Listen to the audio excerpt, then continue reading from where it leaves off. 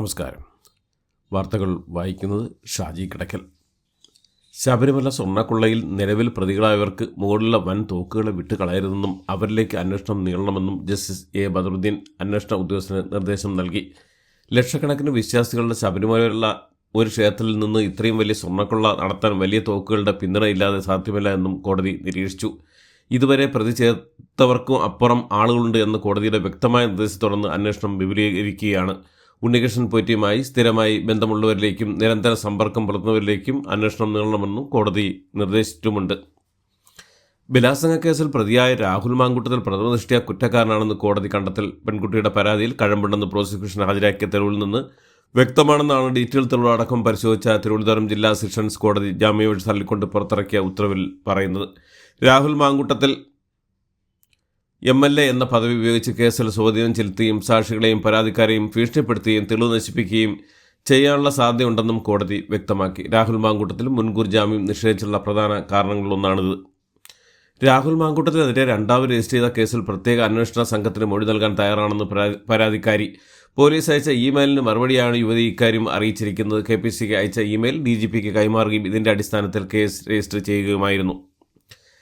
ജാമ്യം നിഷേധിച്ച ശേഷവും ഒളിവിൽ തുടർന്ന് രാഹുൽ മാങ്കൂട്ടത്തിൽ MLA പോലീസ് സംഘം രാഹുലിനായി നാടകം തിരച്ചിൽ നടത്തുന്നുണ്ടെങ്കിലും ഇനിയും ഒളിസങ്കേതം കണ്ടെത്താനായിട്ടില്ല. 8ാം ദിവസം പിന്നിട്ട ഒളിവ് ജീവിതത്തിനിടെ പലതവണ മൊബൈൽ ഫോണും കാറും രാഹുൽ മാറി ഉപയോഗിക്കുന്നുമുണ്ട്. MLAയുടെ 2 പേഴ്സണൽ സ്റ്റാഫ് അംഗങ്ങളെ ചോദ്യം ചെയ്യാൻ കസ്റ്റഡിയിലെടുത്തിട്ടുണ്ട്. രാഹുൽ മാങ്കൂട്ടത്തിൽ MLA കീഴടങ്ങിയേക്കുമെന്നുള്ള അഭ്യൂഹത്തെ തുടർന്ന് കാസർഗോഡ് ഹോസ്ദുർ കോടതിയിൽ ഇന്നലെ വൻ പോലീസ് സന്നാഹമൊരുക്കി അധികൃതർ. DSP സുരേഷ് ബാബുവിന്റെ നേതൃത്വത്തിലാണ് പോലീസ് സന്നാഹം ഒരുക്കിയത്. അതേസമയം രാഹുൽ എത്തുകയാണെങ്കിൽ ശക്തമായ രീതിയിലുള്ള പ്രതിഷേധ പ്രകടനം നടത്തുമെന്ന് BJP പ്രവർത്തകർ മുന്നറിയിപ്പ് നൽകിയിരുന്നു. എന്നാൽ രാഹുൽ എത്താതെ തുടർന്ന് രാത്രി 7:30 മജിസ്ട്രേറ്റും കോടതി പരിസരത്ത് സജ്ജമായിരുന്ന പോലീസ് സന്നാഹവും മടങ്ങി. രാഹുൽ മാങ്കൂട്ടത്തിലെ പുറത്താക്കിയത് രാജ്യത്തെ ഒരു പാർട്ടിയും എടുക്കാത്ത തരം തീരുമാനമാണെന്ന് പ്രതിഷേധ VD സതീശൻ രാഹുലിനെതിരെ ലഭിച്ച പരാതി മണിക്കൂറുകൾക്കകം ഞങ്ങൾ പോലീസിനെ കൈമാറിയെന്നും ബുധനാഴ്ച തന്നെ രാഹുലിനെ പുറത്താക്കാൻ തീരുമാനിച്ചുവെന്നും സതീശൻ പറഞ്ഞു. രാഹുലിനെതിരെ മുൻപ് ഒരു പരാതിയും കിട്ടിയിട്ടില്ലെന്നും ആരോപണം ഉയരുകയും ശബ്ദരേഖ പുറത്തുവരികയും ചെയ്തപ്പോൾ ബോധ്യങ്ങളുടെ അടിസ്ഥാനത്തിൽ സസ്പെൻഡ് ചെയ്തുവെന്നും സതീശൻ വ്യക്തമാക്കി. രാഹുൽ മാങ്കൂട്ടത്തിനെ പുറത്താക്കിയ പാർട്ടിയുടെ നടപടി അഭിനന്ദിക്കുന്ന കോൺഗ്രസ് നേതാവ് രാജ്മോഹൻ ഉണ്ണിത്താൻ രാഹുൽ പാർട്ടിയോട് യുദ്ധപ്രഖ്യാപനം നടത്തിയിരുന്നുവെന്നും അതിനാണ് ഇപ്പോൾ അന്ത്യം കണ്ടിരിക്കുന്നതെന്നും അദ്ദേഹം പറഞ്ഞു. പാർട്ടിയുടെ മുഖം വികൃതമാക്കിയ പ്രവൃത്തിയാണ് രാഹുൽ മാങ്കൂട്ടം നടത്തിയെന്നും രാഹുലിനെതിരെ പറഞ്ഞവർക്കെതിരെ സൈബർ ആക്രമണം ഉണ്ടായെന്നും എന്തൊക്കെ ആക്രമണം വന്നാലും നിലപാട് മാറ്റില്ല എന്നും രാജ്മോഹൻ ഉണ്ണിത്താൻ മാധ്യമങ്ങളോട് പറഞ്ഞു.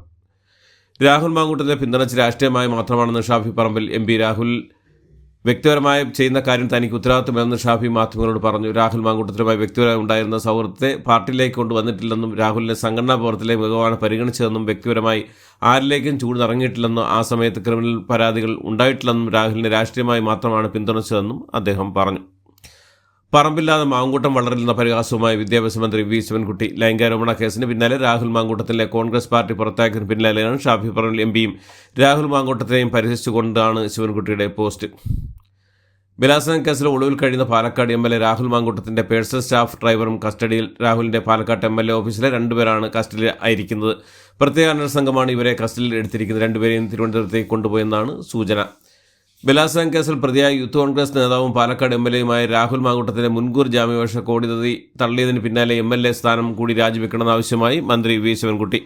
കോൺഗ്രസ് പുറത്താക്കിയ ബലാത്സംഗ കേസിൽ പ്രതി രാഹുൽ മാങ്കൂട്ടത്തിൽ MLA ഇനിയും പാലക്കാട് മണ്ഡലം ചുമക്കണോ എന്നാണ് ശിവൻകുട്ടിയുടെ ചോദ്യം. രാഹുലിന്റെ MLA സ്ഥാനത്ത് നിന്നുള്ള രാജി കോൺഗ്രസ് ചോദിച്ചു വാങ്ങിക്കണമെന്നും ശിവൻകുട്ടി ആവശ്യപ്പെട്ടു. ലൈംഗികാരോപണം വന്നതിന് പിന്നാലെ രാഹുൽ മാങ്കൂട്ടത്തിലെ കോൺഗ്രസ് പാർട്ടിയിൽ നിന്ന് പുറത്താക്കിയതിനെ കാവ്യനീതിയെന്ന് വിശേഷിപ്പിച്ച് ഡോക്ടർ സൗമ്യ സരൻ എത്ര മൂടിയാലും സത്യം പുറത്തു വരിക തന്നെ ചെയ്യുമെന്നും ഇവിടെ അത് വളരെ വേഗത്തിലായിപ്പോയി എന്നത് അതിൻ്റെ നൈതിക ഭംഗി കൂട്ടുന്നതേ ഉള്ളൂ എന്നും പാലക്കാട് രാഹുലിനോട് പരാജയപ്പെട്ട P. സരിൻ്റെ ഭാര്യ കൂടി ആയ ഡോക്ടർ സൗമ്യ ഫേസ്ബുക്ക് കുറിപ്പിൽ വിശദമാക്കുന്നത്. ബലാത്സംഗ കേസിൽ പാലക്കാട് MLA രാഹുൽ മാങ്കൂട്ടത്തിന് കോടതി ജാമ്യം നിഷേധിച്ചതിന് പിന്നാലെ പ്രതികരണമായി MP. ഗോവിന്ദൻ രാഹുലിന്റെ രാജി കേരളം മുഴുവൻ ആവശ്യപ്പെടുന്നതാണെന്നും കോൺഗ്രസ് നേതൃത്വം ഒന്നടങ്കം ആവശ്യപ്പെടുന്നതാണെന്നും കേട്ടുകേൾവില്ലാത്ത പരാതികളാണ് വരുന്നതെന്നും ഗോവിന്ദൻ പറഞ്ഞു.